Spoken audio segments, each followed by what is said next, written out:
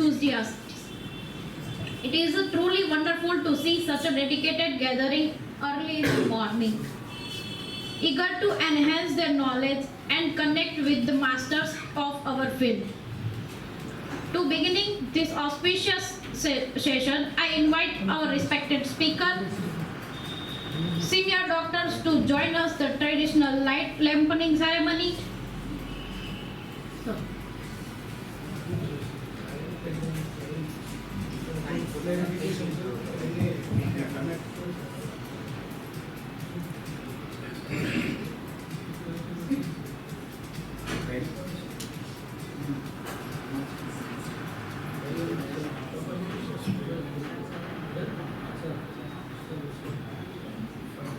I invite Dr. Dhiro Kachela sir for lamp lightning. Joshi sir.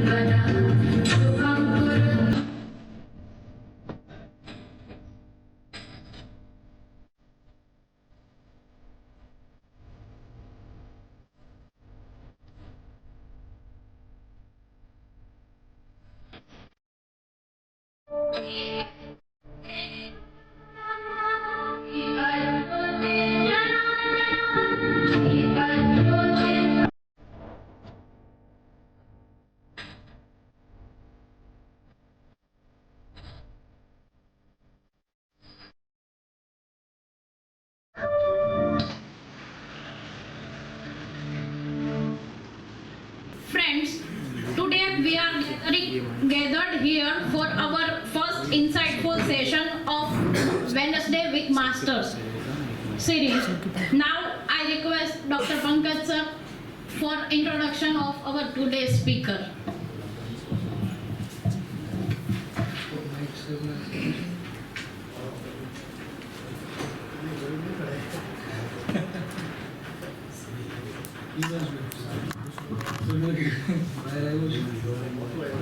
Cable connect થાય તો સેવા કરવાની છે એ થઈ જશે યુવરાજ ડૉક્ટર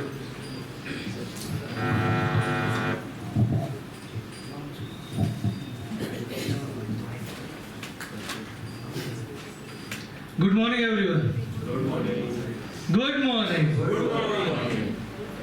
આજની સવારે વહેલા ઉઠીને સાહેબ બધા ભેગા થયા છીએ કંઈક ને કંઈક નવું શીખવા માટે. એમાં પણ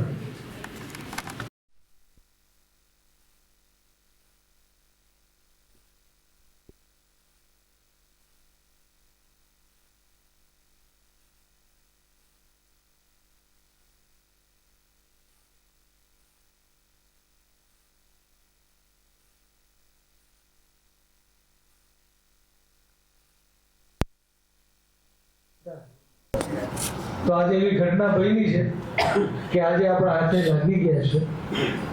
તો શોર્ટમાં ઇન્ટ્રોડક્શન આપીએ. યુવરાજ, આમ તો આપ સૌ સાહેબને ઓળખો જ છો, પણ સાહેબના બેઝિક બેકગ્રાઉન્ડ વિશે વાત કરીએ. જરા ડિસ્કનેક્ટ કરીને 2 તો મિનિટ. સાહેબ ડીએચએમએસ સાહેબે કમ્પ્લીટ કરેલું છે 1997માં. ત્યારબાદ પોસ્ટ ગ્રેજ્યુએશન એમડી કરેલું છે 2011માં. ત્યારબાદ ફેલોશિપ કરેલી છે એડવાન્સ હોમિયોપેથી ન્યુરોલોજિકલ ડિસઓર્ડર્સમાં. ક્લિનિકલ ટ્રેનિંગ એમણે જેમની પાસેથી લીધેલી છે એમાં મેઇન 3 જે વ્યક્તિ છે એમાંથી ડૉક્ટર કેતનભાઈ શાહ જુનાગઢ, ડૉક્ટર નીરવ શાહ રાજકોટ અને ડૉક્ટર રાજેન શંકરન સર મુંબઈથી. 1999થી સુરતમાં સ્ટેશન વિસ્તારમાં સાહેબે ક્લિનિકલ પ્રેક્ટિસની સ્ટાર્ટ કરી અને અત્યારે પોતાના નવા ક્લિનિકમાં શિફ્ટ થયા છે, જે પલ્સ બિઝનેસ હાઉસમાં છે સ્ટેશન. ટોટલ અત્યારે એમની 14 ક્લિનિક છે, જે ગુજરાતનું સૌથી પહેલું લાર્જેસ્ટ ચેઇન છે હોમિયોપેથી ક્લિનિક્સની. ઓપીડીના જે પેશન્ટ છે સાહેબના, એ ઓલ અરાઉન્ડ ધ વર્લ્ડમાં 12 કન્ટ્રીઝમાં અલગ અલગ કન્ટ્રીના પેશન્ટને સર્વ કરે છે સર. અત્યાર સુધીમાં નેશનલ અને ઇન્ટરનેશનલ લેવલે સાહેબે હોમિયોપેથી બાબતે, હોમિયોપેથી વિશે અવેરનેસ કેમ્પેન અને સેમિનાર્સ લીધેલા છે. છેલ્લા 25 વર્ષથી અલગ અલગ હોમિયોપેથી પ્રેક્ટિશનર્સને ઇન્ડિયા અને ઇન્ટરનેશનલ લેવલે એ લોકોને ટ્રેન કરી રહ્યા છે અને લેક્ચર્સ પણ ઓલ ઓવર વર્લ્ડમાં એમણે આપેલા છે. વધારે આગળ ચાંદનીમાં કરો. સમય ન વેડફતા રિક્વેસ્ટ કરી સાહેબને કે આપણે આપણું સાહેબનું જોરદાર તાળીઓથી સ્વાગત કરીએ આ બધા અને ફ્લોરલ વેલકમ કરીએ. આ બધું ડાઉનલોડ કરીને નામથી સેવ કરી નાખ.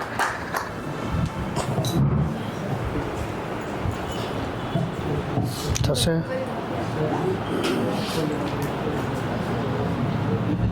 એક કામ કરીને રહેવા દે ને, ઓપન જ કરી નાખીશ direct. Oh, thank you very much. Thank you.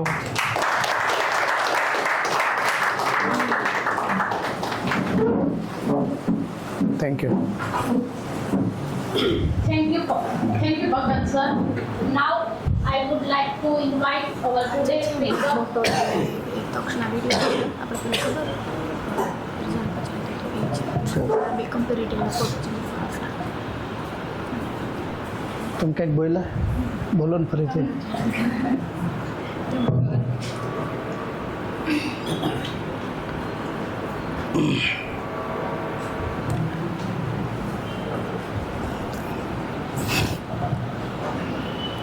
આને મૂકી દે.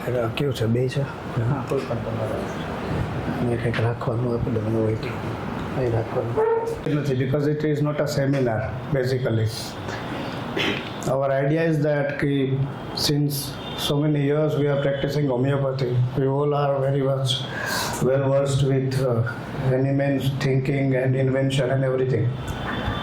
And we all have a very good genius in our gene. Agree? ના પાડે એને શંકા હોય એવું લાગે છે મને. So we are really genius and we all have one fantastic miraculous result in our life, right? Everyone, બધા પાસે કોઈ એક ને એક જાદુઈ પરિણામ હોય જ છે. અને those who can reproduce consistently so-called miraculous results are called masters, but we are not, because still we are students, we are learning.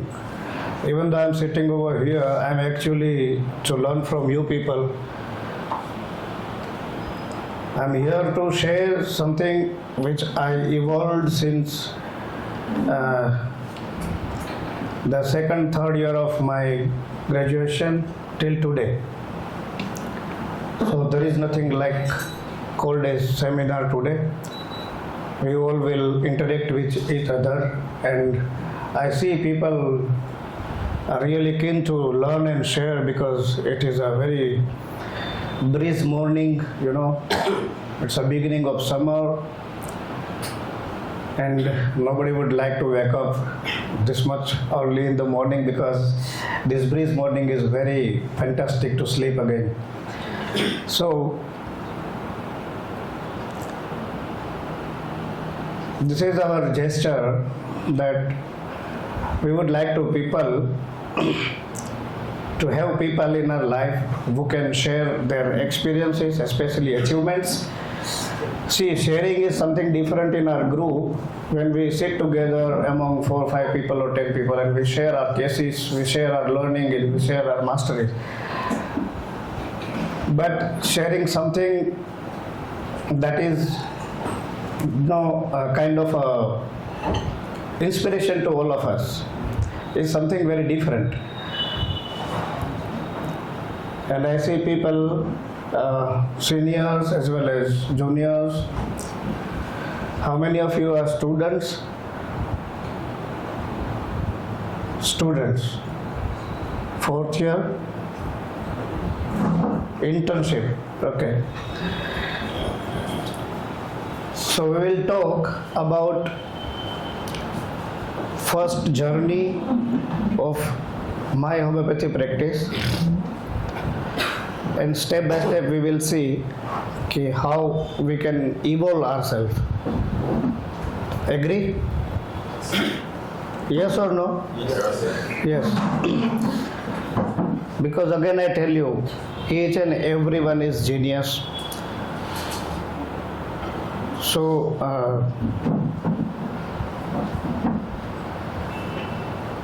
whatever words which I deliver from here are so much important, because even though you know everything about the words what I speak, still they are very much important, because the words which I will share with you are the pillars and foundations of my practice of this much of years. So first of all, I would like to ask you people from where we can start. Again I tell you, this is interaction session, it is not a seminar. This is not a lecture at all. We all are here to share everything what we know and we want to know. Definitely I'll bring you to the specific destination where I am today. But before that, I would like to interact with you people from where we start, or from where you want me to start. Everyone, एक mic ફરતું હોય તો હારું.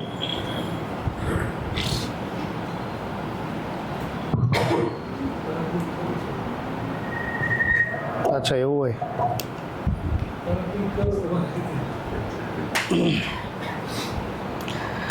જલ્દી ફટાફટ. From where you want to start? Okay, one person is talking about case. બધા ફટાફટ મને કહો. Everyone. તમારે માસ્ટર કી આપો ને સર. માસ્ટર કે આપો. અને તમારે આગવી શૈલીમાં જ બોલો. આગવી શૈલીમાં જ બોલો. બહુ મજા આવશે. See, basically, you know, people are from Mars are going to hear me, so that I am talking in foreign language. Sir તમારી જર્નીથી શરૂ કરો. મારી જર્નીથી ચાલુ કરો. મને 6:45 ઉઠાડ્યો હતો. Yes, fast. બીકોઝ હું ફરીથી કહું, we want to share the learning. We do not want to share the mastery, the magics, the vows, nothing. Yes, we shall go.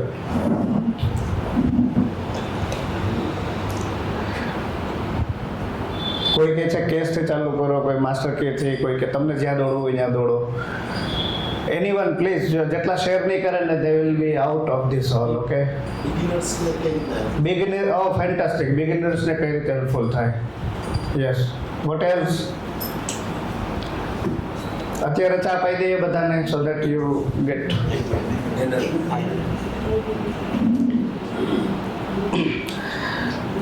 So I just tell you one thing. જ્યારે હું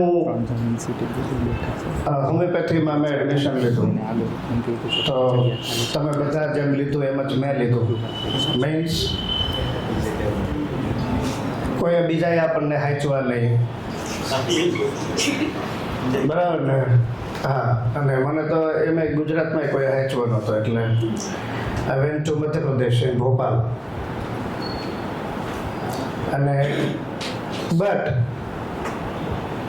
it was blessed for me, because when I went to Bhopal, I saw people using homeopathy day in out.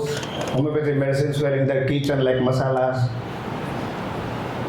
થોડું કંઈ વાગે તો એની પાસે કેલેન્ડુલા હોય, આર્નિકા હોય, શરદી ખાંસી હોય તો એની પાસે 3-4 જે આપણી ફેવરિટ દવાઓ છે હોય, ફીવર હોય તો ફેરમફોસ હોય, જેલ્સીમેન કોનેટ હોય. They were using like this. અને બધાના ખિસ્સામાં હું હોમિયોપેથીની ગોળી જોતો ખિસ્સામાં, તો મને પણ બહુ આનંદ થતો. કે હોમિયોપેથી લોકો લે છે, પણ છતાંય મારો ગોલ શું હતો, ગામડે આવીને ભેરુજી મહારાજ કી જાય આવ્યો નથી ને સુવડાવ્યો નથી, વેલકમ. તો this was the desire internally, and I will have some degree and then I will be called as a doctor and then I will practice and I will earn, સાંજે જે કાંઈ થોડા ઘણા ગલ્લો થાય તે લાઈક ધીસ. અને આવું એક ડ્રીમ ને આવી એક ડિઝાયર હતી. But when I so people they are using homeopathy very much like they hardly go for allopathy. મને બહુ નવાઈ લાગે when I came back to Gujarat and I saw people, especially allopaths, having fantastic hospitals. અને ત્યાં એક પલ્મોનોલોજિસ્ટ હોય એ કક્ષાનો માણસ એક ગ્રાઉન્ડ ફ્લોર પર એક શોપ હોય ને એમાં લખ્યું હોય ચેસ્ટ ક્લિનિક. આવી કન્ડિશન અને હોમિયોપેથ્સ ફેન્ટાસ્ટિક પ્રેક્ટિસ કરતા હતા લોકો. તો એ મેં જોયું ત્યાં લોકોને અને ગ્રેજ્યુઅલી મને એવું થયું કે ના આ કરે, આમાં તો છે આવક જેવું કંઈક. અને ત્યાર પછી when I came back to Gujarat in 1997, one of my senior brought me to Dr. Ketan Shah in Junagadh. અને ત્યાં મેં એના ક્લિનિકમાં એક મેમણ લેડીને ન્યૂ કેસ હતો અને મેં જોયું અને ત્યાંનો જે સિનિયર સ્ટુડન્ટ હતો ડૉક્ટર કેતન સાહેબ પાસે, he was taking a case. She was having uterine fibroid અને that guy was asking તમને ગર્ભાશયમાં ગાંઠ છે તો શું થાય. એટલે બધા ક્વેશ્ચનમાં તો શું થાય એવો ક્વેશ્ચન હતો. એટલે મારા માટે આઉટ ઓફ રેન્જ હતો, કારણ કે કેસ ટેકિંગના પરફોર્મમાં ક્યાં લખ્યું નહોતું તો શું થાય. એટલે એ મારા માટે એક બહુ આઉટ ઓફ બોક્સ હતું. અને કેસ કમ્પ્લીટ થયો, ડૉક્ટર કેતન શાહે મેડિસિન આપી અને જોગાનું જોગ આફ્ટર 3 weeks મારે ફરીથી ત્યાં જવાનું થયું. Same Memon lady was there. એનો ઘણી વાર તમારું કે ખલવાનું લખ્યું હોય તો બધા યોગ ભેગા થઈ જાય ને. કંઈક મારી સાથે એવું જ થયું. Same lady came back and again she told that કે ત્યારે સોનોગ્રાફી માટે દૂર જવું પડતું લોકોને. અને એની સોનોગ્રાફી જોઈ તો મોર દેન 25% રિગ્રેશન હતું in tumour with 1 single dose of Megmure 200 ફાટક લેબોરેટરીમાં છે લખેલો છે યુટ્રાઇન ટ્યુમરમાં. મને બહુ નવાઈ લાગી કે તો શું થાય પૂછી લો તો એ કેટલું બધું આમાં થાય. એમ ઘણું થઈ જાય, આમાં આખી ગાંઠ ઓગળી જાય તો સર્જનને કેટલી મોટી નુકસાની એમ. અને પછી જિજ્ઞાસા જાગી. એ સમયે મારા ગામના જે MBBS હતા, મારા પપ્પાના ફ્રેન્ડ હતા, બહુ મસ્ત પ્રેક્ટિસ, એટલે બહુ મસ્ત. મને હજી યાદ છે કે ભરેલી થેલી હોય કે નહીં કે આમ ભરીને લઈ જતા સાંજે. એટલી પ્રેક્ટિસ છે, ફેન્ટાસ્ટિક પ્રેક્ટિસ. એટલે આપણી નજર તો એમાં જ હોય ને, 2-3 આમાંથી. એટલે એ નક્કી જ હતું કે તારે ભણવાનું છે, ભણીને આવીને ત્યાં જવાનું છે. અને એ વખતે મને યાદ છે લ્યુક્રેટિવ સેલરી વોઝ ઓફર્ડ મી, પણ છતાંય આઈ ઓપ્ટ ફોર હોમિયોપેથી. એટલે એ ટર્નિંગ પોઈન્ટ હતો વિથ મેગમ્યુર 200 વન્ડર્સ. તો દરેકની લાઈફમાં આવા એક ટર્નિંગ પોઈન્ટ્સ હોય, કોઈની લાઈફમાં બર્નિંગ પોઈન્ટ્સ હોય. અને then after I started learning from him only. અને ત્યાર પછી after few months, 8 to 9 months, I went to Dr. Nirav Shah in Rajkot કે તારે હજુ વધારે શીખવું હોય તો ત્યાં જા. when I went to Dr. Nirav Shah તો બહુ મજાની વાત છે. હું આ શેર એટલા માટે કરું છું કે ઘણા ખરા એવા આમાં લોકો છે કે જેને હોમિયોપેથી કેસ ટેકિંગ માટે આમ કોઝી એટમોસ્ફિયર છે, જેમ અત્યારે બધા ક્લિનિકમાં આપણે જોઈએ છે, રાઈટ? એકદમ આમ કોઝી હોય, એકદમ અલગ રૂમ હોય ને આમ મસ્ત બધું બધી ફેસિલિટીઝ હોય. ત્યારે એવું નહોતું. એ હાર્ડલી 250-300 સ્ક્વેર ફીટની ઓફિસમાં, બહાર વેઇટિંગમાં. આ તો બહુ મોટા સોફા કહેવાય, આનાથી અડધામાં બેસવાનું હોય, એમ ફરતી ને સી આકારમાં હોય. એમાં બધા પેશન્ટ બેઠા હોય, એમાં ન્યૂ કેસ બેઠો હોય, એમાં હું બેઠો હોય, મારી જોડે બીજો એક વધારાનો બેઠો હોય, એટલે સ્ટુડન્ટ બેઠો હોય. અને અમારે બે બેનો ન્યૂ કેસ લેવાનો હોય. મને પેલું શીખીને આવ્યા હોય ને તો શું થાય, હવે બધાની વચ્ચે આપણે પૂછવાનું તો શું થાય. તમારું પર્સનલ ઇવોલ્યુશન ત્યાંથી ચાલુ થાય કે તમને એક અંદરથી શરમ સંકોચ દૂર થાય કે બધાની વચ્ચે એના નેચર વિશે પૂછવું, એની પર્સનલ લાઈફ વિશે પૂછવું. દરેક હોમિયોપેથ પાસે એટલી બધી સગવડતા ન હોય, એની પાસે તોય સારી હતી કે રાજકોટમાં એટલી જગ્યા હતી એની પાસે, અને એવી રીતે અમે કેસ લેતા અને ધીમે ધીમે એમાંથી ઘણું ડીપમાં શીખ્યા. અને ત્યાર પછી I went to ડૉક્ટર રાજન શંકરન. પણ જે સૌથી મજાની વાત હતી એ હતી કે જ્યારે આપણે કેસ લઈએ તો મને છે ને મટીરિયલ સિમ્ટમ્સ યાદ રાખવા was difficult for me. Yes, કે આપણે એકોનાઇટ વાંચીએ ને તો એમાં એવું જ લાગે, ઝીંકમ વાંચીએ તો એમાં એવું જ લાગે, એમ બધું સરખું લાગે. બધાનું હેડ વાંચીએ તો એક સરખું જ લાગે, સ્કિન વાંચીએ તો એક સરખું લાગે. તો એક્ઝામમાં ખાલી એટલું યાદ રાખ્યું હતું કે એકોનાઇટ એટલે મરવાની બીક લાગે, અને ઝીંકમ એટલે ધ્રુજા કરે, અને સલ્ફર એટલે ખંજવાળ્યા કરે, અને મેઝરિયમ તો કે ઉપર ચામડી જાડી હોય અને નીચે પસ ભર્યું હોય ને આવું બધું. સોરાયને તો કે એના મોજા ગંધાતા હોય. તો આવું બધું આટલું જ. બાકીનું પછી ડાયરિયા પૂછે ને તો મોજા ગંધાતા હોય તો લખવાનું જ એમ, એટલે માર્ક્સ મળી જાય. તો ધીસ વોઝ સમથિંગ કે જ્યાં મને હોમિયોપેથીમાં આટલું જ યાદ હતું, અને છતાંય મટરેમેડિકામાં સારા માર્ક્સ હતા. કદાચ હું બુક નથી લેવો, એનું બંધલીશ કરીને એક બુક આવતી મટરેમેડિકા, અને એમાં ક્વેશ્ચન્સ લખ્યા, describe the diarrhoea of yellow એમ. તો આવી રીતે મટરી યાદ રાખી. પણ જ્યારે હું કેતન શાહ પાસે આવ્યો અને એને ત્યાં મેં જોયું કે હોમિયોપેથી ખાલી એવું નથી કે યુ આસ્ક સિમ્ટમ્સ, આખી લાઈફ એની મનની સ્થિતિ, એના જીવનમાં બનેલા પ્રસંગોની એના મન પર ઊંડી અસરો, આ બધી વસ્તુ પણ બહુ ઇમ્પોર્ટન્ટ હતી એમ. અને એ બધું જાણ્યા પછી તમે કોઈ ક્રક્સ પર આવો અને પછી તમે એક જ ડોઝ આપો અને ગાંઠ ઓગળી જાય તો આથી સારો ધંધો કયો એમ. અને આ તો ચાલો, આ તો એક મજાકની વાત છે કે ધંધો કયો સારો, પણ એના કરતાં વધારે ઇમ્પોર્ટન્ટ કે તમે લોકોની લાઈફમાં કેટલો મોટો ચેન્જ લાવી શકો. See the thought which made me homeopath today is with one single medicine we can bring life back again.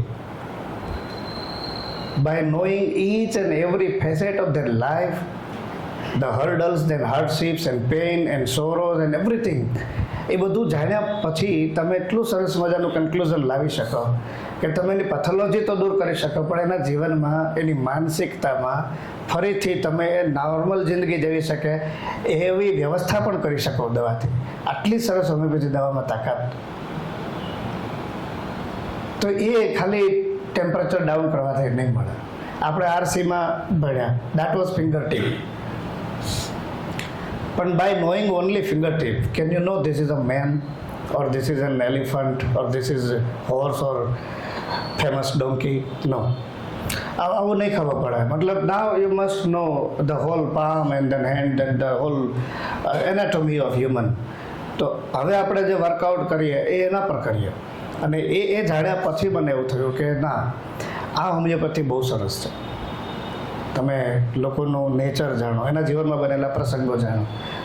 તમને ખબર છે આ રીતે કેસ લેવાથી સૌથી મોટો બેનિફિટ શું થાય છે? ઇવન દવા તો બહુ દૂરની વાત છે. સૌથી મોટો બેનિફિટ શું થાય છે સાહેબ? સુપર. હલકો ન થાય પણ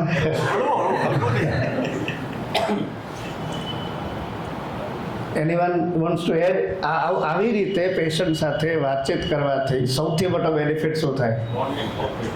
બોન્ડિંગ થાય, કોન્ફિડન્સ વધે. Niravbhai?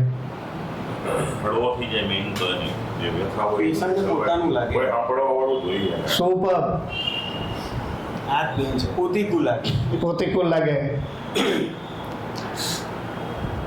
The best outcome of in-depth case taking rather than case receiving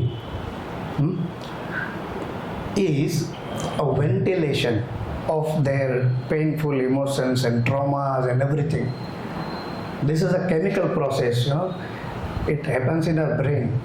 એ એક પ્રકારની એવી કેમિકલ પ્રોસેસ છે કે it is almost not half, but if the case is well taken, I think almost 100% healing is there. આ દુનિયામાં એક જ problem છે કે કોઈ સાંભળતું નથી, એટલે પછી આવી રીતે વ્યવસ્થા કરીને કલાક માઇક હાથમાં લેવાનું જેથી લોકો સાંભળે. આ પણ એક પ્રોબ્લેમ જ છે. હા, સાચું. આમ જેને કોઈ ન સાંભળતું એ 8-8 દિવસ બેસે અહીંયા. તો listening is main art. See, by sharing journey, હું તમને કેસ ટેકિંગ, મને કીધું સાહેબ કેસથી ચાલુ કરો, તો કેસ ટેકિંગની હું તમને જે રીત મને કામ લાગી એ હું શેર કરું છું. The first important thing is listening. When you listen very carefully, very carefully, I guarantee you, your almost work is done. આજે પણ મારી પાસે એવા કેસ છે કે જેને હું સેક્રમ લેક્ટિસ જ આપું છું, અને યુ કેન નોટ બિલીવ એવી ખરાબ કન્ડિશનમાંથી પેશન્ટ ખૂબ બહાર આવે છે, મસ્ત બહાર આવે છે. તો the first part is listening. You listen very empathetically, you listen very carefully. અને એટલા માટે બહુ સરસ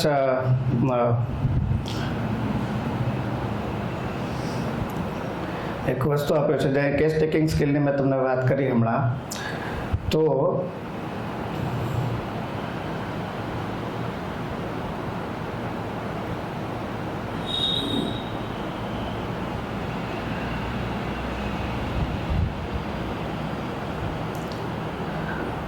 see, the main thing,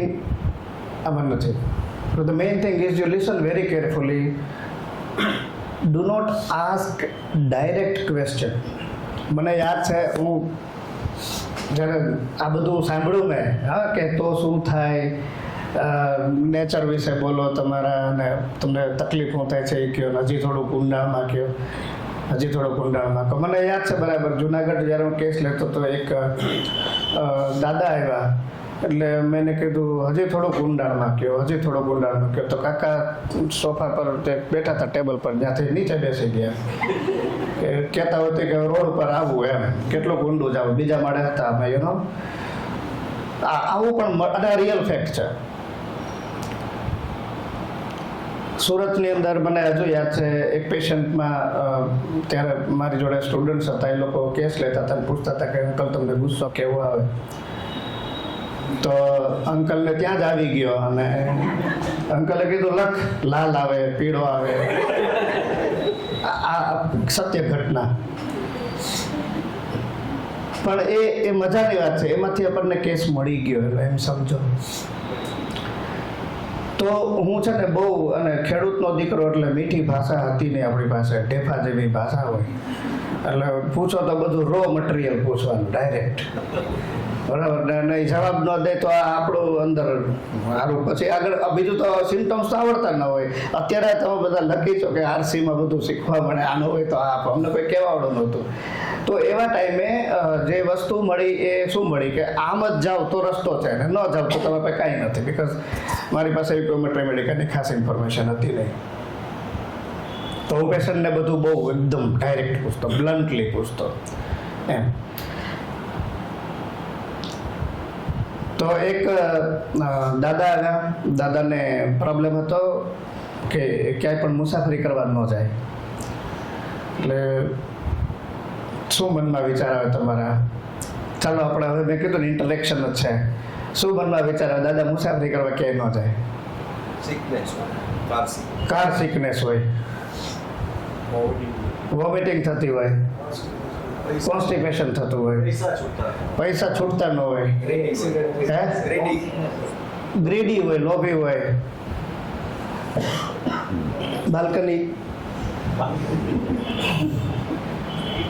foreign હેબિટ્સનો એને પ્રોબ્લેમ હોય ને સવારે ડર અર્લી મોર્નિંગમાં એને જવું જ પડતું હોય. બપોરની બસ હોય તો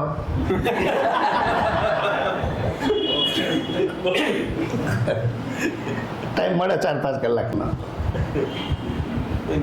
એને કઈ નસકોરાનો પ્રોબ્લેમ હોય. શેનો? એક્સિડન્ટ નસકોરા? મારો એક પેશન્ટ એવું હતું હા. કે કશે જાય નહીં હા. કારણ કે નસકોરા એટલા બધા હોય ને કે એક વાર બહાર ગયેલો તો લોકો બહાર મૂકી આવે હા, બરાબર. તો કશે જાય નહીં છોડી. ફેન્ટાસ્ટિક. બીજું કંઈ? તો એક પ્રોબ્લેમ બહુ બધા જવાબ, રાઈટ? આ બ્યુટી છે હોમિયોપેથીની. અને એટલા માટે આ રિયલી સાચું કહો ને, એટલા માટે આપણને બહુ બધું વિવિધતા જોવા મળે. અને એટલે જ આપણા પ્રિસ્ક્રિપ્શન એક નથી, પણ આપણે એક સુધી પહોંચવું હોય તો અત્યારે જે આપણે જે કંઈ વાતચીત કરીએ એમાં મળી જશે. એક આકારને પ્રોબ્લેમ હતો કે જેવા એ બસમાં બેસે એટલે અંદર એને ભય ચાલુ થઈ જાય કે હવે મને ઝાડા થઈ જશે તો એનો ડાયરિયાનો એને ફિયર હતો. કે પછી બસ તો ઊભી રહે, એસટી બસ ત્યારે આવી કંઈ લક્ઝરી બસો હતી ને એટલી બધી, એસટી બસ તો એના ટાઈમે ઊભી રહે અને બેસવાની જગ્યા મળે તો એ લકી કહેવાય, જાત્રા કરી હોય મળે એમ, બાકી ઊભું રહેવાનું એવી સ્થિતિ હતી. હવે એમાં કાકા ઊભા હોય અને એને આ કન્ડિશન આવી હોય ઇમરજન્સી કોલ, તો એની હાલત શું થાય? તો એટલા માટે હી વોઝ અવોઇડિંગ ટ્રાવેલિંગ. એટલે મેં એને પૂછ્યું, શું પૂછ્યું ભાઈ? તો શું થાય? તો મને કે ભરાઈ રહીએ તો શું થાય એમ કે તને જ થયા કોઈ દિવસ તો શું થાય? એટલે ગમે ત્યાં ન પૂછવું તો શું થાય એમ. તો મેં કહ્યું કે ભરાઈ રહીએ તો ફરીથી આપણે તો નાક તો હતું નહીં, આમ બીજો કોઈ રસ્તો નહોતો, તો શું થાય એમ. એટલે મને કે કોઈ રાખે પછી બસમાં આપણને ઉતારી દે, આપણે તો પછી ક્યાં હાથ પગ ઉગડ નથી, આપણે ક્યાં જવું? એટલે મને તો હાથ પગ કે આવું બસમાં જવાનું થાય ને મારા હાથ પગ ધ્રુજવા માંડે, હું ચડી જ ન શકું બસમાં. બસ આટલો કેસ હતો એનો. અને મેં મેડિસિન આપી, મને યાદ નથી પણ બહુ જૂની પ્રોબ્લેમ હતી દાદાની. It was my first cured case. અને મેં મેડિસિન આપીને એટલું ફેન્ટાસ્ટિક રિઝલ્ટ આવ્યું ને કે મને અંદર આમ એર ભરાઈ ગયું નો કે વાવ, આવડી ગયું.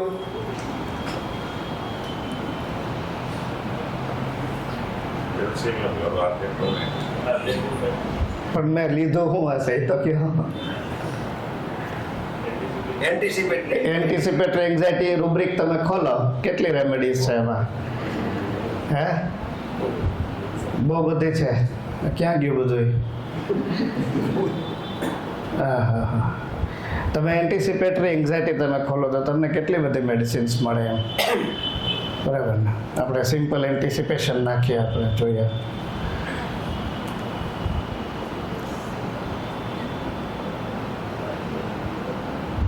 બઢીસો દવા છે, થોડીક નથી, બરાબર?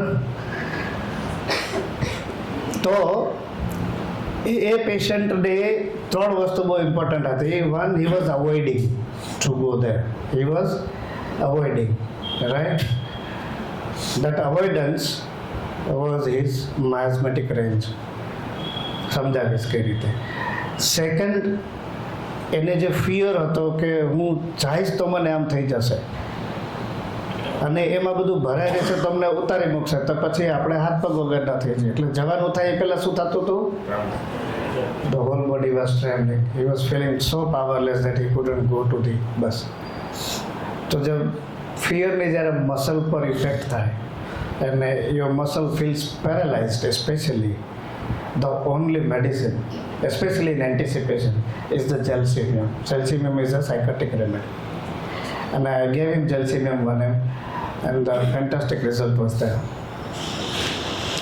ત્યાર પછી મને એક ડૉક્ટર બાબી સાહેબ છે ત્યાં, એમણે મને શીખવાડ્યું કે બધાને બહુ આવું કડવું ન પૂછાય, એમ થોડુંક વાણિયાગીરી શીખ, વાણિયા ભેગો શીખે છે તો. અને પછી મીઠું પૂછવાનું ચાલુ કર્યું. તો this was the first journey. અને ધેન આફ્ટર મને યાદ છે કે 4 જ બુક એટલે હોમિયોપેથી એવું મારા મનમાં હતું. આજે બહુ બધા સ્ટુડન્ટ્સમાં જો આવું થાય, તમે જ્યારે કોઈ એક મેથોડોલોજીના માસ્ટર હોય ને ત્યાં તમે લર્ન કરવા જાઓ ને, એટલે એ માસ્ટર જે ગેરમાં ગાડી ચલાવતા હોય ને એટલા જ ગેર આપણને ખબર હોય, એથી વધારે ખબર ન હોય, એથી બીજા ગેર આપણે કામના નથી એવું લાગે. તો મને ડૉક્ટર શંકરનની spirit of homeopathy, substance of homeopathy, soul of remedy અને જાન સોલ્ટન કરીને છે નેધરલેન્ડના, એમની હોમિયોપેથી એન્ડ મિનરલ્સ, આ 4 જ બુક બરાબર. બહુ જોવાની ઈચ્છા થાય. રેપર્ટરી તો ફાટકની રેપર્ટરી, અને પછી થોડોક આગળ ગયો ત્યારે કમ્પ્લીટ રેપર્ટરીની ઝેરોક્સ, આટલું એ માઇન્ડની. તો આટલી જ બુક એટલે હોમિયોપેથી. બાકીની બધી બુક્સ તો કે કંટાળો આવે, થોડું વાંચવાનું હોય, આ બધી વસ્તુ ન વંચાય. This was the journey. પણ એનાથી મને બહુ મોટો બેનિફિટ થયો. મેં કહ્યું ને, સૌથી મોટો બેનિફિટ થયો to deep diving into the emotion of our patient. So the first important thing in our case is this: what is to be treated in the case, especially effect and reaction of pathology. આ બહુ જ important છે. અને I just tell you, homeopathy is beyond method. Homeopathy કોઈ method નથી. See methodologies are nothing but the ways that you can reach to your destiny. અને એ according to your genetic trait એ તમને કામ લાગે. બધાને સેમ મેથોડોલોજી કામ ન પણ લાગે. યસ.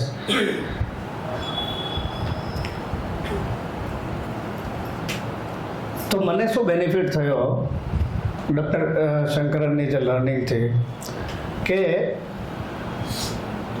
સૌથી વધારે જે બેનિફિટ થયો કે હું પેશન્ટને એ લેવલ પર સમજી શક્યો કે જીવનમાં ખાલી મલેરિયા, ડાયરિયા, ટાઇફોઇડ, બેકએક કે કેન્સર કે કફ કોલ્ડ એટલું જ ટ્રીટ કરવાનું હોતું નથી. પણ એ શા માટે થાય છે એ સમજવાનું સૌથી પહેલાં ઇમ્પોર્ટન્ટ છે. એ સમજ્યા પછી સેમ એવું હોમિયોપેથીના લિટરેચરમાં ક્યાં છે, ક્યાં પ્રૂવ થયેલું છે, ક્લિનિકલી વેરીફાઈડ થયું છે તે, અને ત્યાર પછી વ્યવસ્થિત રીતે એના ડોઝીસ નક્કી કરીને એની ટ્રીટમેન્ટ કર્યા પછી ફોલોઅપ મેનેજ કરીને એને ક્યોર સુધી પહોંચાડવું. Cure does not mean only better in diarrhoea in homeopathy. Cure means the whole transformation regarding the perception and experience of the disease itself as well as the view in their life. એટલે જે વ્યૂથી એ જિંદગી જોતા હોય એમાં પણ transformation આવે, then it is a cure. તો મને સૌથી પહેલાં ત્યાં સમજ પડી કે disease is not a simple totality of symptoms, but it is something beyond symptom, and this is the wrong perception of reality. Means કે આપણી જિંદગીમાં જે કંઈ ઘટના બને છે એને આપણે જે રીતે પરસીવ કરીએ છીએ, જે રીતે જોઈએ છે, એ જે રીત છે એ આપણી પોતાની ઇન્ડિવિજ્યુઅલ છે, અને એ રીત પ્રમાણે આપણે જ્યારે રિએક્ટ કરીએ છીએ, એ રિએક્શન જે છે, એ જે પરિસ્થિતિ છે, સિચ્યુએશન છે, એના પ્રપોર્શનેટ નથી હોતી, અને એ મિસમેચ છે. That creates conflicts or disturbances or alteration, morbidly especially in our vitality, and then it goes to our organ and then it creates disturbance or disorder or disease. આવું કંઈક મને સમજાયું.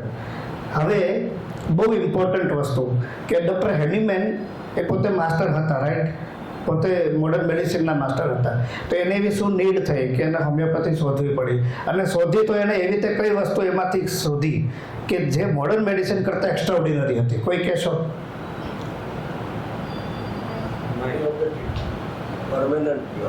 One second.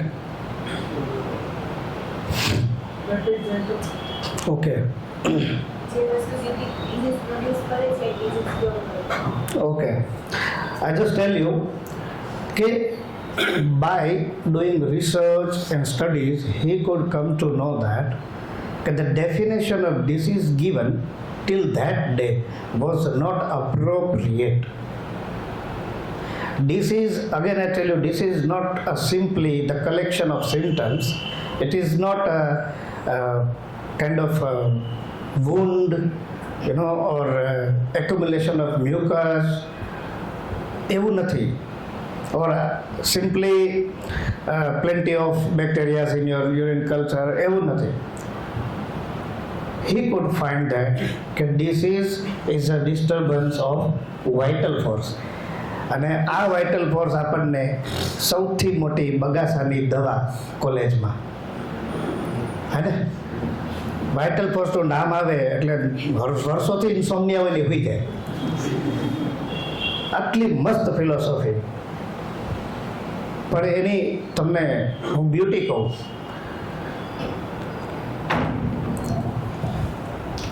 તમે organ of મેડિસિનમાં તમે જુઓ,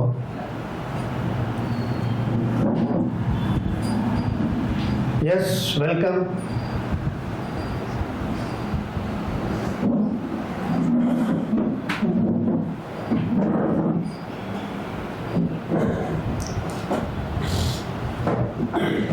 So if you see in the aphorism number 11, what do you see? When a person falls ill, it is only this spiritual, self-acting, vital force everywhere present in his organism that is primarily deranged by dynamic influence upon it of morbific agent inimical to life. અને બહુ સરસ આ બતાવ્યું છે કે deranged to such an abnormal state that can furnish the organism with its disagreeable sensation, incline it to irregular processes which called disease. તો આને બહુ ડિટેલમાં કીધું છે, પણ બહુ સિમ્પલ વસ્તુ છે કે જ્યારે આપણે બીમાર પડીએ છીએ ત્યારે આપણા જે સેન્સેશન્સ છે એ અલ્ટર થાય અને ત્યાર પછી એની સાથે સાથે આપણા ફંક્શન્સ પણ અલ્ટર થાય. રાઈટ? Am I right? એનો મતલબ એવો થયો કે જ્યારે બોડીમાં ડિસીઝ આવે છે તો આપણા સેન્સેશન અને ફંક્શન્સ આ બે અલ્ટર થાય. તો સેન્સેશન્સ કોને કહીશું? જે આપણને ફીલ થાય છે, રાઈટ? અને ફંક્શન્સ કોને કહીશું? કે જે આપણને લિટરલી દેખાય છે, ડિસઓર્ગેનાઇઝેશન તરીકે, ડિસઓર્ડર તરીકે આપણને જોવા મળે છે. ચાલો મને કહો, આ કેવી રીતે થાય છે? વાઇટલ ફોર્સને થોડોક સાઈડમાં મૂકીએ તો આ કેવી રીતે થાય છે? આ બહુ બ્યુટી છે. હેનીમેનને એમનામાં જ કોઈ બીમારી નહોતી કે એને હોમિયોપેથી શોધી, અને એવી કોઈ બીમારી નહોતી કે એને ઓર્ગેનન લખવી પડે. એ ડાયરેક્ટ કહી શકે કે ભાઈ લીમડાના અર્કનું પાણી પીવો એટલે તમારી અંદરથી તકલીફ હોય દૂર થઈ જાય, ઘણી બધી દૂર થઈ જાય. બરાબર? તો એવું શા માટે લખ્યું આવું ઓર્ગેનન? અને સ્પેશિયલી એફોરિઝમ 11 બહુ ફેન્ટાસ્ટિક છે. So we have 5 senses, Each and every person perceives any stimuli, especially sensory stimuli, on their own genetic trait, isn't it? બધા પોતપોતાના જેનેટિક ટ્રેટ પ્રમાણે જે સેન્સરી સ્ટિમ્યુલાઈ છે એને પરસીવ કરશે. That sensory stimuli, it means that electromagnetic signal goes to brain, and there, especially in a specific area where it's get interpreted by preconceived information about same stimuli from his past experience, from his genetic inheritance, from his recent acquired information. And ત્યાર પછી according to that interpretation, motor nerves will act. That motor neurons will cause that specific functions in the organ which is not appropriate to the original stimuli perceived by sensory neurons, and so that there is a mismatch between reality and the motor neurons actions on the function, and so that functions get deranged. And because you are not matching with the reality, your body will go into dysfunction, especially organ. Agree? This is the beauty what Hahnemann could find out. And એટલા માટે sensation is from sensory neurons and the functions are from motor neurons. Sensory neurons and motor neurons ની હોમિયોપેથીમાં બહુ મોટી importance. અને એટલા માટે મને સમજાયું કે when you do not perceive any stimuli, anything according to situation as it is definitely going to produce deranged motor neurons actions, means deranged functions in your organ, and so that you will fall into disease. So that disease is a wrong perception of reality. It is called as a delusion. And if that disease is a delusion and awareness is cure, આવું તો already English proverb છે. તો આના પરથી મને ડિસીઝની definition સમજાય. આ હેનીમેનની એ સમયની એચિવમેન્ટ હતી, રાઈટ? તો અહીંથી જર્ની ચાલુ થઈ. એગ્રી? હવે જેવી પરિસ્થિતિ છે એવી જ જો તમે પરસીવ કરો છો તો આખી ગેમ ક્યાં છે? પરસેપ્શનમાં. આખી ગેમ, આખી જિંદગીની ગેમ પરસેપ્શન. અને હોમિયોપેથી કેટલું મસ્ત શીખવાડે છે આપણને કે આખી લાઈફ જો તમારે તકલીફ વગર જીવવી હોય તો એકોર્ડિંગ ટુ, અપ્રોપ્રિએટલી, પ્રપોર્શનેટ ટુ, આવું જ ઇક્વેશન સિવાય કાંઈ નથી. આટલું મસ્ત હોમિયોપેથી આપણને લાઈફ માટે શીખવાડે છે. અને જો એકોર્ડિંગ ટુ સિચ્યુએશન તમારું પરસેપ્શન છે તો this is guarantee your health is assured. Function will be appropriate according to situation, and so that you will be healthy all the time, right? So this aphorism 11 is very much important. આ એક flow chart છે case taking. મેં કીધું ને vote exactly is happening, આવો આપણે જ્યારે question કરીએ તો પેશન્ટ બહુ બધી વસ્તુ આપણને આપશે, ઘણું બધું આપશે. હવે ડાયરેક્ટલી આપણે કેસ પર જ જઈશું. તો ઇન કેસ સામાન્ય રીતે આ વસ્તુ બહુ ઇમ્પોર્ટન્ટ છે. દેખાય છે?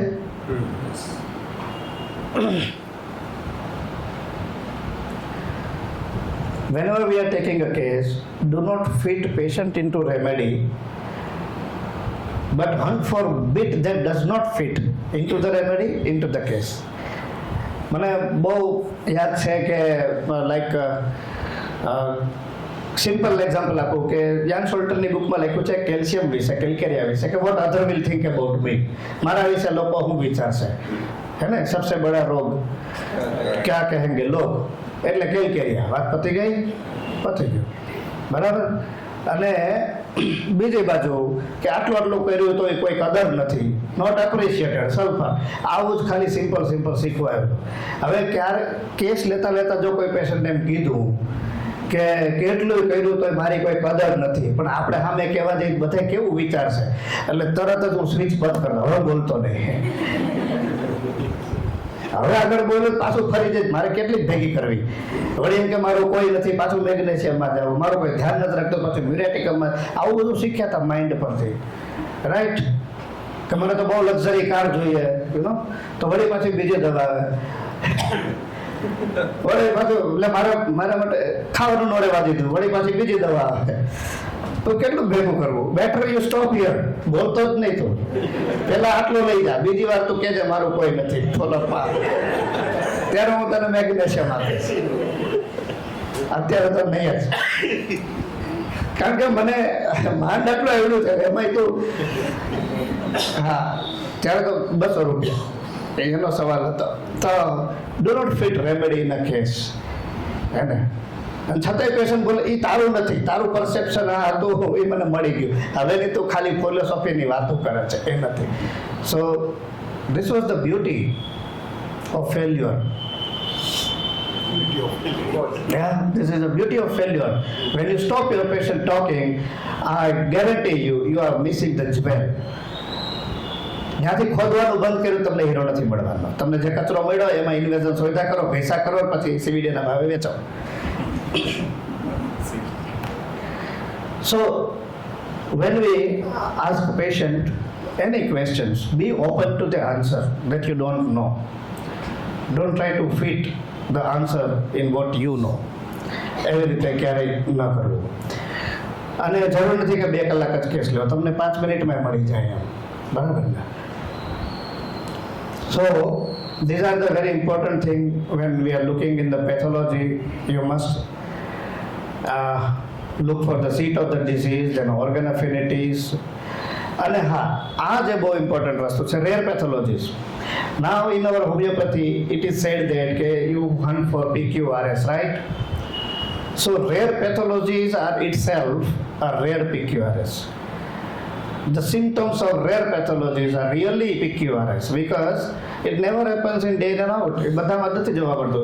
તો એટલું પણ આપણા માટે બહુ ઇમ્પોર્ટન્ટ છે. If you find out that symptoms in Matra Medica, I assure you, it will work. It will work, definitely work. So this is the key factors of case taking when you go for the local symptoms. You must hunt for locations, sensation, modalities and concomitants. In physical journals,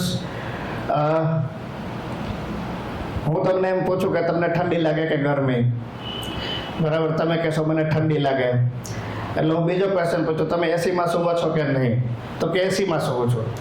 એટલે વળી મગજમાં કહે છે આ મને રમાડે છે, એસીમાં હુવે છે ને બોલે છે ઠંડી લાગે છે, એટલે તમે કેટલું ઓઢો? ના, હું નથી ઓઢતો. કીપ્સ ઓફ ધ કવરિંગ, ખાંસી દવા જોઈ, બરાબર, તો અચ્છા તો તમે કેવા પાણીથી નાવ છો? હું તો ઠંડા પાણીથી નાવ છું. પાછું ખોટું બોલ્યો. ઓકે, તો તમે કેવું પાણી ભાવે? તમે મને ઠંડુ પાણી ભાવે. આ ચીલી છે કે હોટ છે? પછી તેલ પીવા ગયો, આપણે પેલું બરાબર હતું, ક્યાં કહેંગે લોગ વાળો પૂછો. આમાં તો તમે રોડે ચડો, એવું થાય ને. તો મને મારા એક આઈસીઆરના ફ્રેન્ડે પૂછ્યું કે એમ નહીં પૂછવાનું, એમ પૂછવાનું કેટલીક ઠંડી લાગે. એટલે મેં પેશન્ટને પૂછ્યું, મેં કીધું કેટલીક ઠંડી લાગે? એટલે મને કહે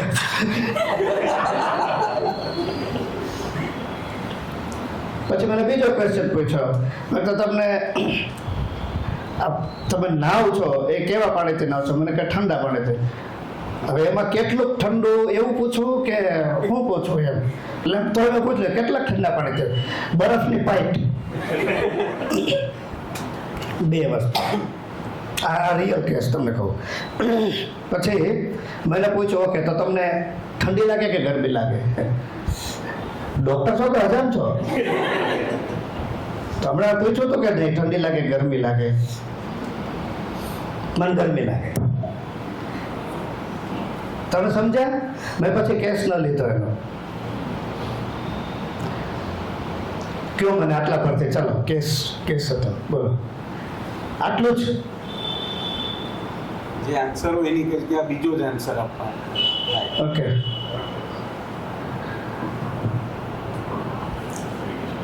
ચાલો બોલો.